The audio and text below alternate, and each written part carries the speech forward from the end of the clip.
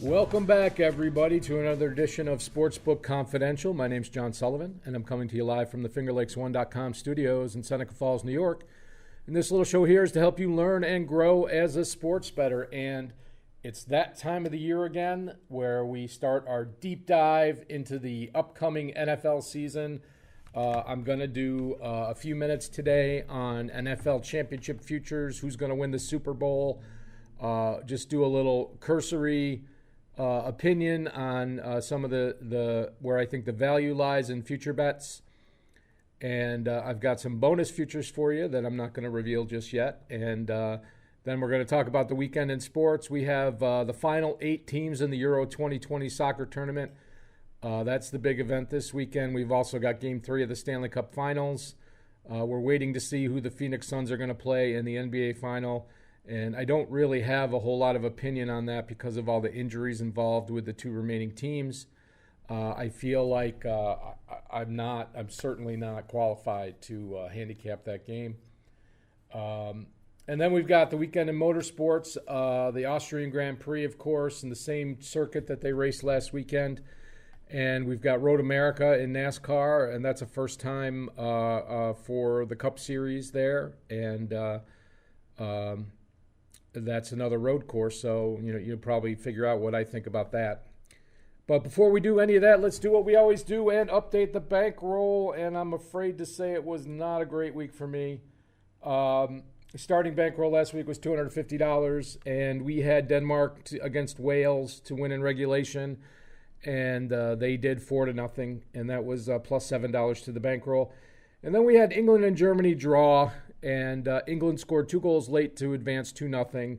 As soon as the announcer said at about the 76th minute, he said, it looks like we're going to extra time, and then England scored right after he said that. Game 1 of the Stanley Cup Final, I had Lightning minus 1.5, and they missed about 3 shots against an empty net, but they won the game 2-1, but I lost my bet, minus $8 to the bankroll.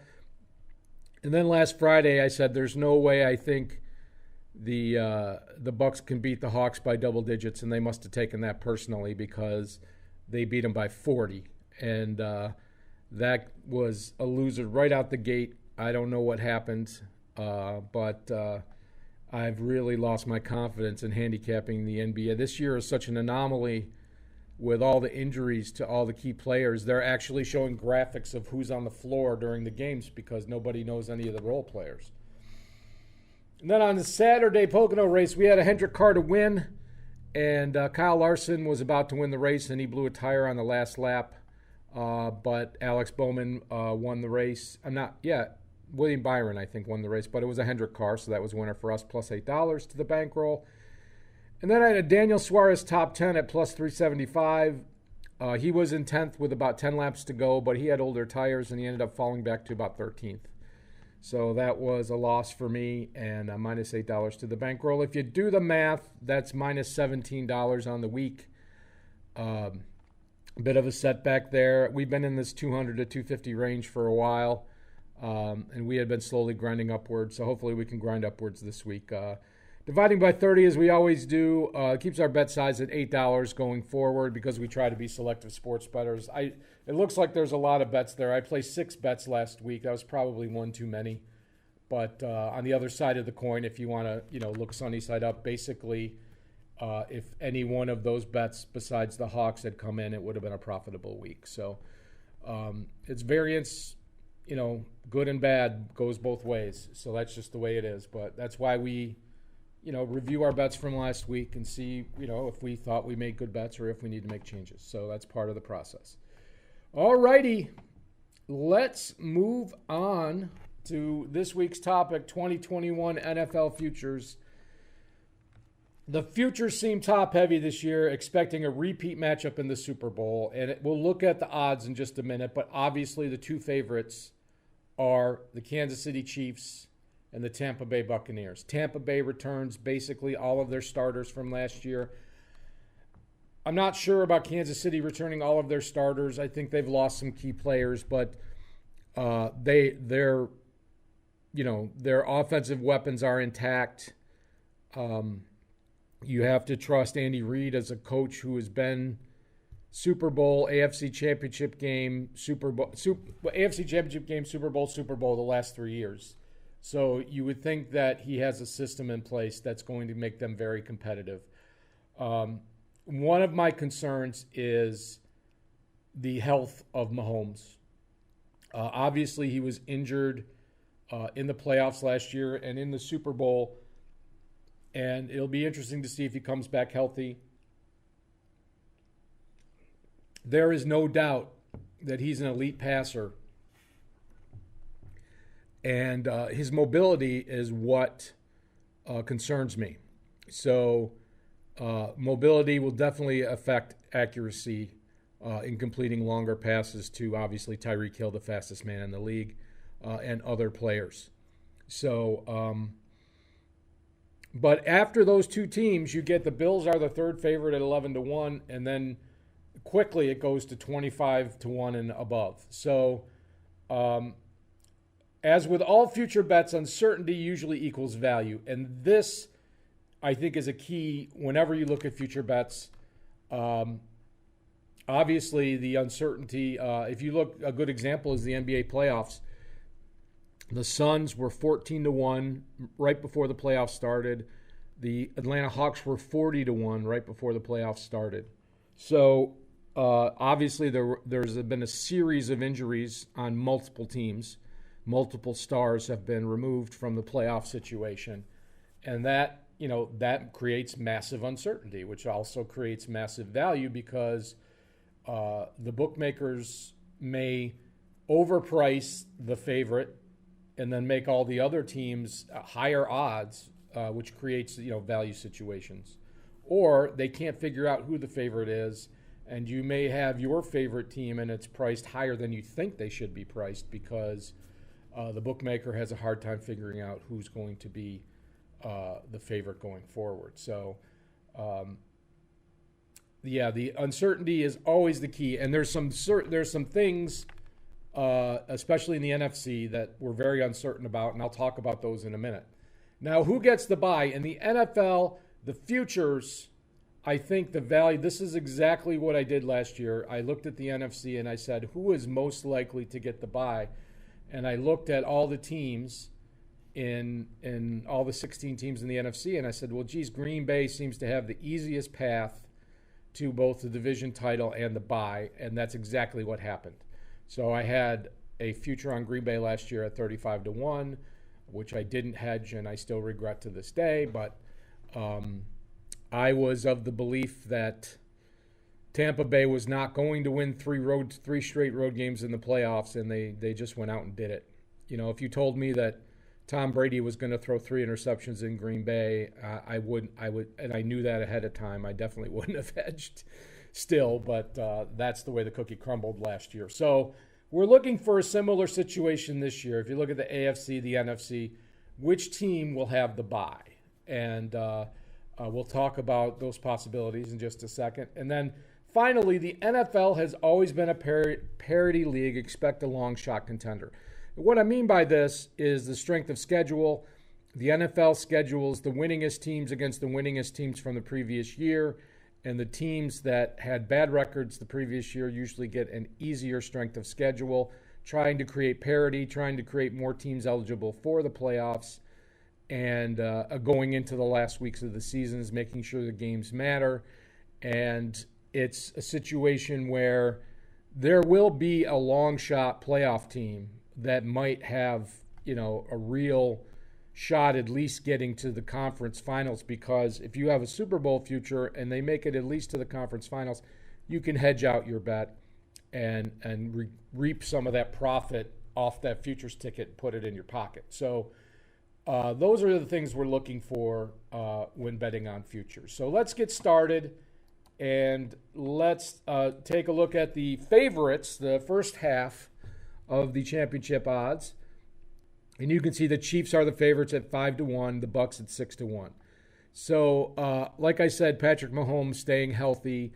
If he injures his leg, and then there's also the issue of the Packers and Aaron Rodgers. And the Packers are the biggest uncertainty in the NFL right now, and the reason I'm bringing it up is because it's going to apply to the Chiefs if Aaron Rodgers gets traded to the Raiders or the Broncos, which are the two teams he said he wanted to move to.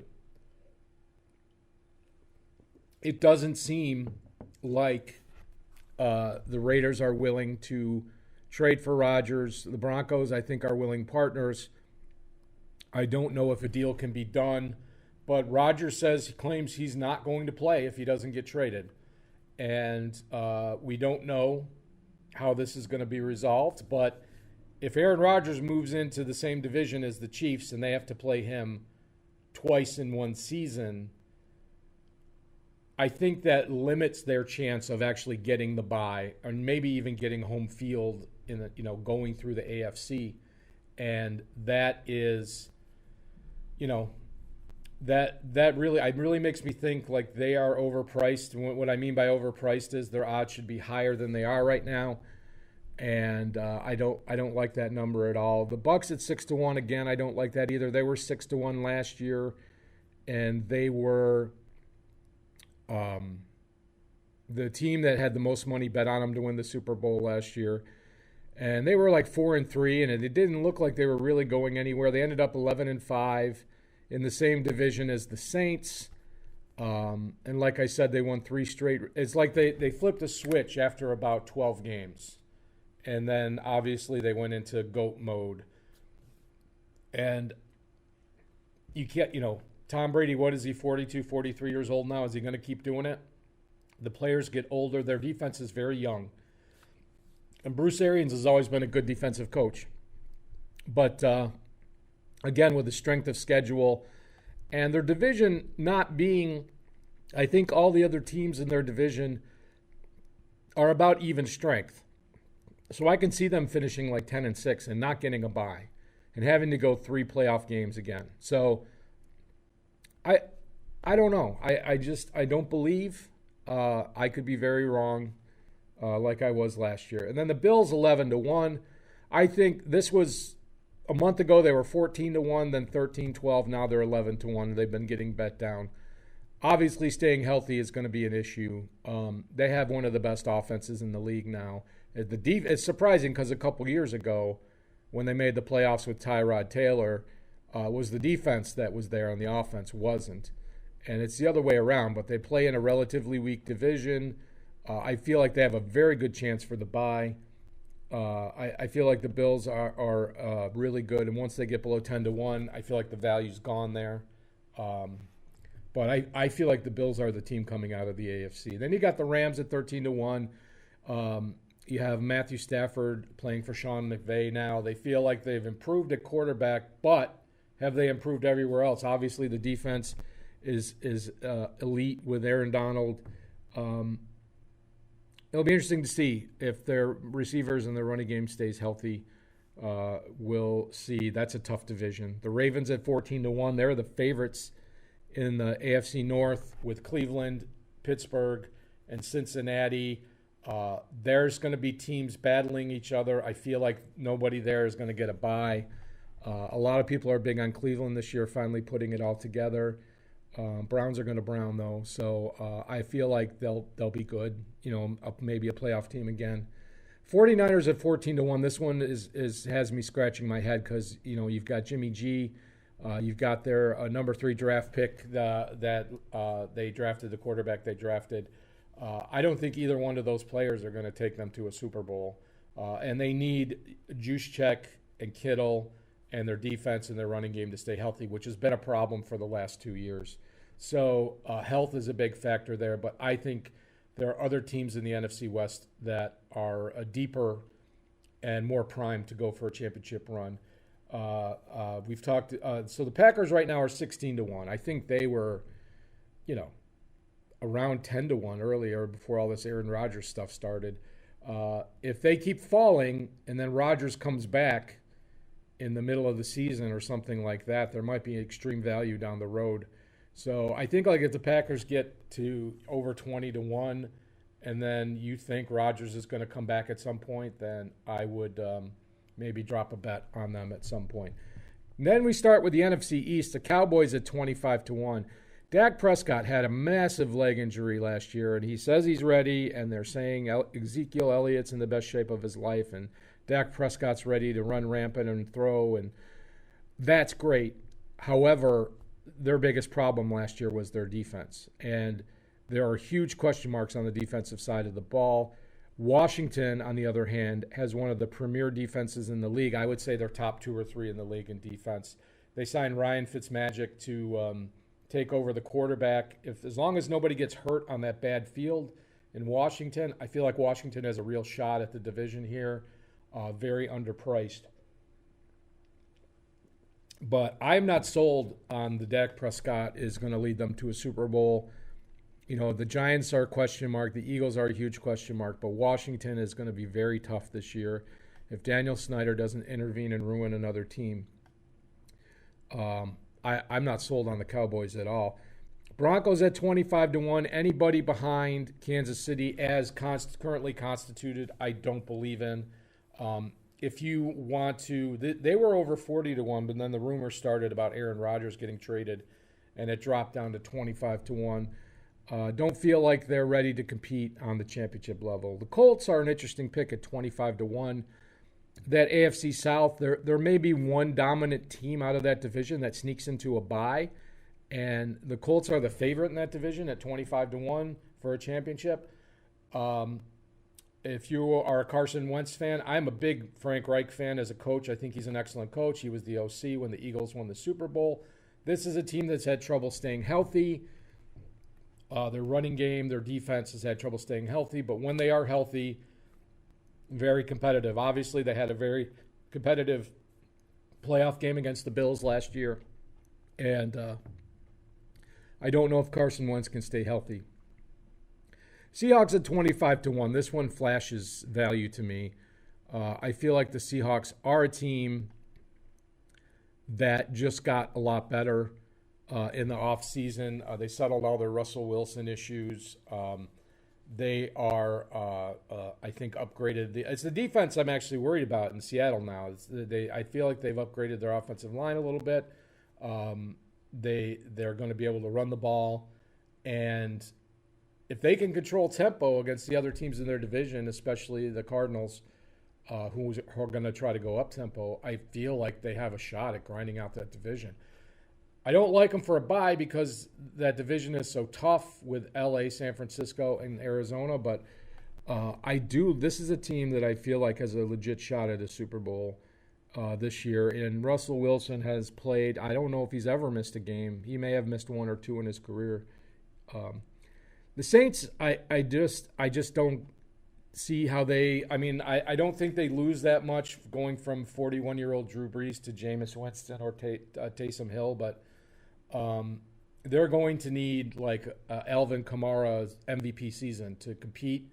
I would not be surprised if they made a playoff spot, but that division, I'd say they're on par with the Falcons. And then you've got the Titans, who I think are kind of a sleeper team for the Super Bowl.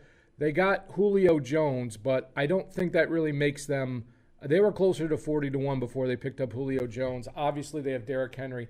It's Ryan Tannehill is going to be the key to this team. If he goes back to being Tannehill 1.0 like he was with the Miami Dolphins, they have no shot. He needs to continue to be that Ryan Tannehill 2.0, better than a game manager. He's not really a scrambler, but he does have legs, creating plays when they break down. That is what has made the difference. That's why he got the big contract. He has another weapon now. I'm sure that Julio Jones will probably miss about 5 games with hamstrings like he always does. But when he does play, he becomes a weapon. Especially he's like the number 1 red zone guy in the league. He was with the Falcons, red zone targets. So that will obviously open up the running game if defenses try to defend that pass. So I do like the Titans. And then you have the Dolphins at 30-1, and this one blows my mind because I don't think Tua is there yet. And there were questions last year about the locker room when they went away from Ryan Fitzpatrick. He was very popular in that locker room. Maybe everything's all sorted out now. I just feel like it's a tough division for them, and he's going to have to play well consistently over a long period of the season, and he's been known to get hurt throughout his college and pro career. So I feel like that's really underpriced. It should be higher. And then the Cardinals at 33-1. I think like at 40 or more to 1, this would be something to maybe take a flyer on. Cliff Kingsbury got his team in the playoffs. They added, a weapon with DeAndre Hopkins. Larry Fitzgerald's coming back for another year. Kyler Murray's got to stay healthy. They need to. They have David Johnson, I believe, or did he go the other way? I can't remember. They've got to maintain a balance with some supplemental running game. Oh, it's Kenyon Drake. Kenyon Drake is their guy now. It's hard to remember all the moves. So let's look at the bottom half. And we got the Chargers at 33-1, up-and-coming team. Always had special team woes. Again, in the same division as the Chiefs. It's tough to take a future. Patriots at 33-1. If you think Mac Jones is the answer, maybe that's good value. I just feel like against the Bills, they don't have it this year. Vikings at 40-1. Again, Aaron Rodgers, if he leaves the division, that division is wide open. I feel like their passing game is just not there. Plus, Dalvin Cook has to stay healthy all season. Steelers at 40-1. They just assigned a couple of guys to bolster their offensive line. Big Ben's last hurrah. I don't know if he still got it. James Conner's getting older. It's tough to figure this one out. Tough division. Don't think they'll get a bye. The Bears at 50-1. Again, if Rodgers retires or leaves the division, that division is wide open. They're going to start with Andy Dalton, and then they've got a draft pick coming in waiting. They traded Trubisky, who's backing up in Buffalo now. And then the Washington football team we've already talked about, 50-1. I think this is great value. I feel like they could win the division again. Chase Young and that defense is just so good. And it would be really sad if Fitzpatrick got injured on that field. 2 years ago, it was Alex Smith and Colt McCoy with leg injuries. And last year, Joe Burrow played there and got hurt and blew out his knee. I hate that field, and nobody ever talks about it. The Falcons at 60-1. I'm not sold on Tampa Bay. They could win the division. They got rid of Julio Jones. I think that was a big distraction. Matt Ryan's got 1 or 2 years left. We'll just have to see if they can put something together this year, especially on the defensive side of the ball. The Giants at 66-1. Galladay, Danny Dimes is going to have a comeback year. The defense was adequate, but they need to pick it up a little bit if they're going to compete. The Panthers at 71. You've got Sam Darnold. Hopefully he's not seeing ghosts anymore. I do like the OC for the Panthers. That was the OC with the LSU National Championship team. Not sure about the defense, but I feel like they could compete in this division. They moved on from Teddy Bridgewater.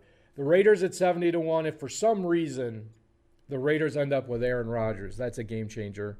I don't think that's going to happen, but if you were going to put $28 or $30 down on that future, that would pay $2,000 if for some reason that came in. Eagles at 70-1. Nobody is talking about the Eagles. I feel like they're underpriced because that's a very balanced division, but nobody believes in Jalen Hurts, and the quarterback situation is very murky there. So I feel like this is a team that is not going to roll over, but they're kind of a long shot to win the division. The Jaguars at 80-1. We got Trevor Lawrence, and rookie quarterbacks, even if they have good season, their teams don't usually fare very well. Bengals at 100-1. You need to have Joe Burrow come back and have an MVP type season for them to even sniff the playoffs because that division is so tough, and their defense gave up a lot of points last year. They need improvement in their scoring defense.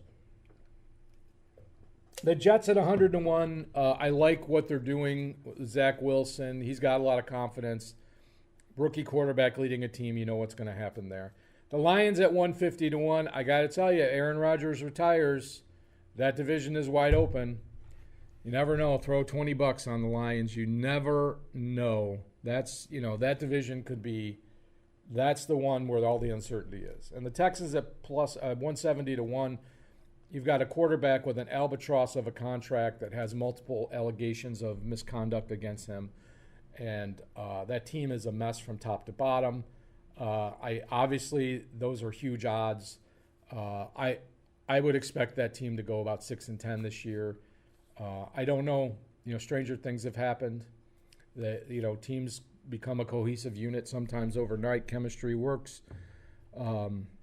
But for them to win a Super Bowl, a lot of things have to happen. So that's my review of all the NFL futures. The ones that stand out the most to me are obviously the Bills at 11 or 12 to 1, the Seahawks at 25 to 1, and the Washington football team at 50 to 1. I'm sure you have your favorites, and that's the deal. We're not going to get the value that we got last year unless there's a major move of personnel, such as Aaron Rodgers, or a major injury. I don't wish anybody to be injured, but if Mahomes got hurt, if Brady got hurt, if a major quarterback got injured or a major defensive piece, it will affect the odds. And my surprise bonus, the CFL future. CFL is back after being off last year. And let me explain very quickly why I like CFL futures. There's 9 teams in the league, and 6 of them make the playoffs.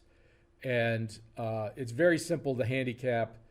There are 4 teams in the East, and there's 5 teams in the West. And the top 2 from each division always make the playoffs. And then there are 2 wild cards. 6 teams make the playoffs. So that 50% of the East is guaranteed to make the playoffs. Obviously, 9 teams, the average, if you have an average shot at winning the Grey Cup, it would be 9 to 1. So basically, anybody that's over 9 to 1 would be considered a below average team or a long shot to win the Grey Cup. But here's the thing: they didn't have a season last year. A lot of these players signed 1-year contracts. A lot of them were released for their contracts. So this is a year where teams are totally rearranged and mixed up and shuffled like a deck of cards. The guys that had the guaranteed contracts, the quarterbacks and whatnot, they're still locked in with their teams, the high-priced players. Other than that, teams can, just rearrange and kind of start from scratch. And a long shot this year has a legit shot at winning a championship. I feel like that there are, real value in some of these teams. Obviously, the Tiger Cats are the favorite at 3 to 1. Rough Riders, Stampeders, and Blue Bombers are all 5 to 1. They're all in the West. Argonauts at 7 to 1. Toronto, and then the Montreal Alouettes at 9 to 1. Montreal, Kari Jones is the head coach. Vernon Adams is the quarterback. I feel like that team really made huge strides last season that was played. I feel like at 9 to 1 or 10 to 1, they are definitely worth a future. The BC Lions at 11 to 1. Previously, I felt they had the best quarterback in the league, and Mike Riley. They had a very bad coach last year the last season. He got fired. Hopefully, they have a healthy team and a new head coach that can bring them together, at least get them a playoff spot. Even a transfer spot would be, I think, a solid chance of winning a championship, 11 to 1. The Edmonton football team is now known as the Edmonton Elks. They used to be the Edmonton Eskimos, even though the plural of elk is elk. But the Elks, 11 to 1. Trevor Harris, the quarterback. You just don't know what kind of team is going to be constituted on the field. And same with the Ottawa Redblacks. Ottawa Redblacks went from 3 seasons ago winning a Grey Cup to not even really having a serviceable quarterback the last season that was played. Under these circumstances, this can all completely change. And at 16 to 1, very possible to take a little future on that. Because these teams trade with each other all the way up to, about 2/3 of the way through the regular season. And it is a team that's in the mix will trade for players, and they can vastly improve their team as the season progresses. So I feel like there's value in the CFL futures. Don't know if you're into that, but if you are, there you go. Alrighty, let's go for the weekend in sports. And we'll go through this pretty quickly. It's already 12 o'clock. Stanley Cup final, Game 3 on Friday night. The Lightning minus 132 at the Canadiens, plus 115, over-unders 5. Limited fans allowed in the Bell Center in Montreal. I kind of like Montreal to win one of these two games here in Montreal. However, the value on the lines seems to be with the Lightning. The Lightning minus 1.5 goals, plus 205. That's just a great number. Game goes to overtime, plus 300. That's also a great number. Tampa Bay has done a great job at avoiding overtime games. I believe that their series with the Islanders that went 7 games only had 1 overtime game. And getting 300 or more on a game goes to overtime is usually a pretty good bet in the playoffs because these are two very defensive, responsible teams with 2 great goalies. And overtime is not out of the question, especially with Montreal being home. I feel like that's a good wager. None of the games have gone over 5 in the Stanley Cup Finals so far, so I don't really know. You would have to think Montreal would have to score 2 or 3 to even win the game. So if you like Montreal to win the game, I would definitely bet the over. That's up to you. The Euro 2020, down to 8 teams to advance. Switzerland versus Spain, plus 250, minus 325 or 315. Belgium, plus 135 versus Italy, minus 159. Czech Republic, plus 140 versus Denmark, minus 182. Ukraine, plus 400 versus England, minus 590. Now, that's to advance. That's not the 3-way regulation time. So whoever wins, even if it goes to penalty kicks, advances to the next round. That's who you're betting on. I feel like the Czech Republic are really a live dog here. Patrick Schick is a great scorer for them. Denmark had a pretty easy time with Wales, and I feel like they're a little overpriced. I think Italy is the team to win it all here. If you look at the current odds to win the championship, England is the betting favorite at 205. Then Spain at plus 320. I think Spain has the best defense of the teams that are left. Italy plus 370. Belgium plus 700. Denmark 10-1. Czech Republic 25-1. Switzerland 25-1. Ukraine 33-1. You could actually do yourself a solid and do a half a unit on Italy and a half a unit on Belgium, and you're guaranteed to have a championship ticket alive in the Final Four. I really think Italy has the best offense of any team out here. England seems to have the most superstar players, and they're obviously a very public team because English soccer fans are the most fanatic and probably bet the most on soccer. I really feel like Belgium is a little bit too old. Spain has questionable offense. I wouldn't be surprised if England and Italy were there. I'm not exactly sure of the draw if they meet in the semifinals or the finals, but those are the teams I like. But if you have a team you like, you can consider those different odds. And then we're going to go to NASCAR at Road America. Another first-time Cup Series road course. Obviously, Chase Elliott is considered the best road course driver in NASCAR. Kyle Larson, who won the last road course race. They're both Hendrick cars. Kyle Busch won on Sunday at the second Pocono race and broke a streak of Hendrick winning 7 or 8 consecutive races, the Hendrick team winning all those races. Truex is considered probably the best non-Hendrick road racer, plus 650. Kyle Busch, who won on Sunday, plus 800. Then the other 2 Hendrick cars, William Byron, plus 2,200. Bowman, plus 2,500.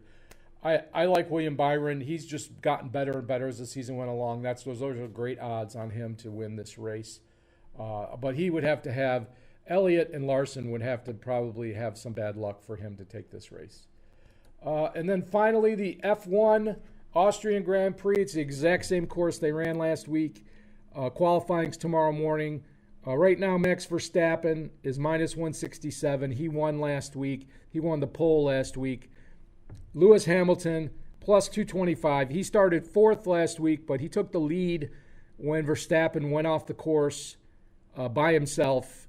And then Verstappen ended up passing Hamilton with less than 2 laps to go. if Hamilton got to plus 300, like we'll see how qualifying goes tomorrow. If Hamilton stays in the top 3 in qualifying, he gets to plus 300 or higher, I think it's a good bet. I certainly think he's going to be a good bet for a podium finish. Depending on what kind of odds you can bet top 2 or top 3. So if his win odds get over like plus 350 or something, I would maybe bet on him for top 3, and you might get pretty good odds like minus 150 or something like that. He needs the points to stay in the championship race. He's going to be very precise unless his car breaks down, which can always happen in a motor race. So let's get to the picks, and we'll wrap it up for our 4th of July weekend. I've got today at 12 o'clock, Switzerland and Spain draw, plus 285, which means that it's a 3-way bet, which means as long as they go to extra time, it doesn't matter who wins. If the game goes to extra time, I win the bet there. And I got Czech Republic to advance, plus 140. I think they're a live dog against Denmark. I'm going to take the Lightning minus 1.5 tonight, plus 205. We got lots of underdogs this week. Chase Elliott to win the race, even though he's the betting favorite, plus 250. And then Italy, a future on Italy to win the Euro 2020 at plus 370. We'll know next Friday's show whether they're still in it or not, so I can grade it one way, at least on a losing side, but we'll be going into championship weekend next Friday, so we can check on that. Next week, I start my division previews in the NFL, so if you are interested in in-depth team previews, come tune in for that. Thank you for spending time with me on your holiday weekend. I hope you enjoy the weekend in sports. You get some winners, and we'll be back next week with another program. Let me play the outro music for you, and we'll see you then. Take care, everybody.